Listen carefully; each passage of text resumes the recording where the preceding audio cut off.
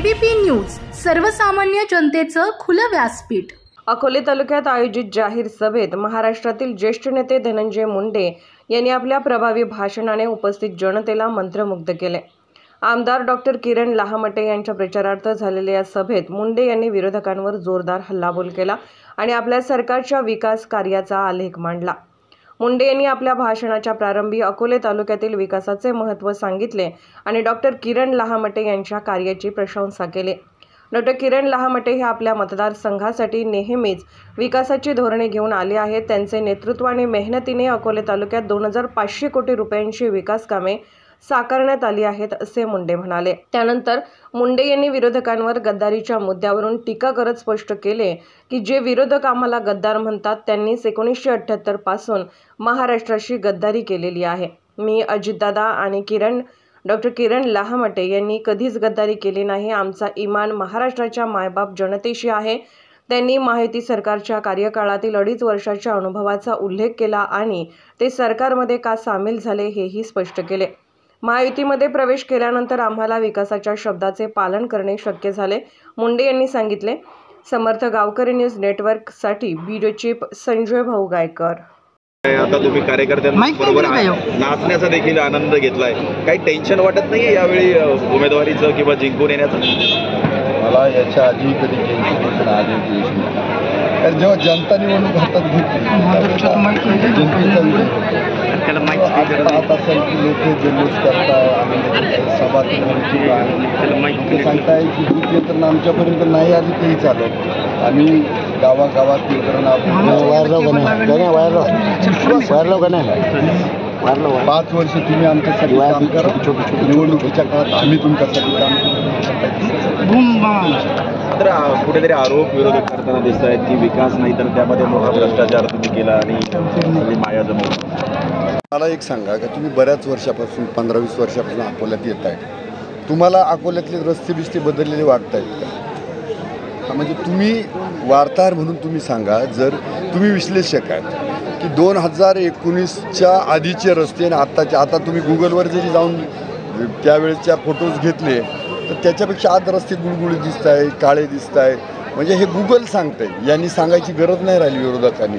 आणि लोक म्हणताय ना, लोकांनी मला त्यांची पोटदुखी काय आहे की मला लोक कार्यसम्राट म्हणायला लागले। आतापर्यंत एवढं राजकारण यांनी केलं पण याच्यात ए टीम बी टीम असंच यांच्यावरती आरोप झाले किंवा यांनी तालुका एवढ्या वर्ष बुडवला असे यांच्यावर आरोप। पण हे त्यांना जळतंय, बोचतंय, पण त्याच्यासाठी त्यांना माहीत नाही की सकाळी पहाटे उठावं लागतं, दिवसभर राबराब रागावं लागतं, तुमची किती शुगर वाढू द्या, तुमचा कितीही त्रास होऊ द्या, याच्याकडे सगळ्याकडे दुर्लक्ष करून जनतेसाठी झोपून काम करावं लागतं। तुम्ही आत्ता कुठं 3 महिन्यापूर्वी हे पोरं सुरू झालेत, यांनी काचा गाडीच्या खाली करायला सुरुवात केली, लोकांच्या सुखदुःखात जायला लागले। आधी वेल एस्टॅब्लिश हॉटेल बिटेल उभे करून घेतलं, सगळं छान छोके संसार करायला, आणि आता लोकांना हे सांगायला लागले की आम्ही तुमच्यासाठी कामं करतो। आणि काय कामं करताय? दारूच्या बाटल्या, मताला पैसा, असं राजकारण ह्या अकोले तालुक्यात खपवलं जाणं। कारण हा क्रांतिकारकांचा तालुका आहे, राघोजी भांगरे, लक्षा ठाकर, राया ठाकराचा तालुका आहे। इथं ज्या छत्रपतींनी विश्रामगडावरती विश्रांती घेतली त्या छत्रपतीच्या पावनभूमीतला पदस्पर्शानं पावन झालेला हा तालुका आहे। त्यामुळे इथं तसं काही होणार नाही।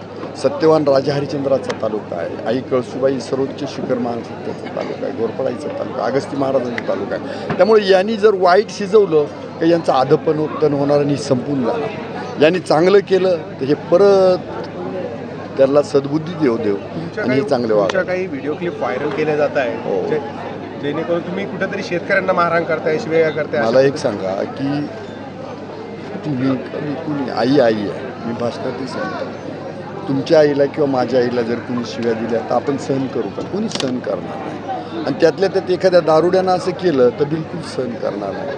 म्हणजे कुणीच नाही, कुणाच्याच आईला कुणी शिव्या देऊ नये, बस एवढं माझं। म्हणजे आता तुमचं घड्याळ्याची टिकटिक इथे जोरात सुरू झाली आणि इथली जनता तुमच्या समोरचे जे उमेदवार आहेत यांचे 12 वाजत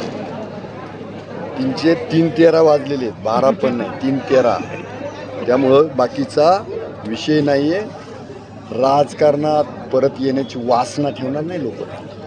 अशा पद्धतीनं जर लोकांचे संसार बर्बाद कराल, मताला पैसे वाटणार तर जे त्यांचा प्रचार करतात त्यांनी पण त्याचा विचार करा आणि त्यांनी सांगावं की आमचा उमेदवार कसा आहे एकदा त्यांनी सांगितलं पाहिजे. त्यामुळं चिंता नाही, टेन्शन नाही. 2024च्या विधानसभेचा निकाल आज जाहीर झालेला आहे. येत्या 23 तारखेला 100% गुलाल आपला आहे. फक्त लीड किती हे पाहिजे. ओके. जे समोरचे उमेदवार आहे ते म्हणजे त्यांचा पराभव समोर दिसताना बेताल वक्तव्य करताय काय? बेतालच वक्तव्य, खोटं बोला, रेटून बोला. रोहित पवार येतो काय म्हणतो म्हणे याची सिल्वासाला MIDC आहे, त्याचा जो काही उमेदवार आहे त्यांचा तो म्हणतो याची 200 कोटीची प्रॉपर्टी आहे. म्हणजे असं काहीतरी बोलायचं किंवा मागच्या क्लिप टाकायच्या. खरं तर त्यांच्यावरती गुन्हे दाखल व्हायला पाहिजे. मागची कधीतरी क्लिप घेतली सांगितलं पठारावरती मारामाऱ्या झाल्या, आमकं झालं तमकं झालं. म्हणजे ह्या निवडणुकीचं वातावरण दूषित करण्याचा प्रयत्न आहे. तर लोकांना माहिती आहे किरण लामटे काय आहे. आणि मीच तुमच्या समोर सांगतो माझ्या कार्यकर्त्यांना करणार आहे का आपण?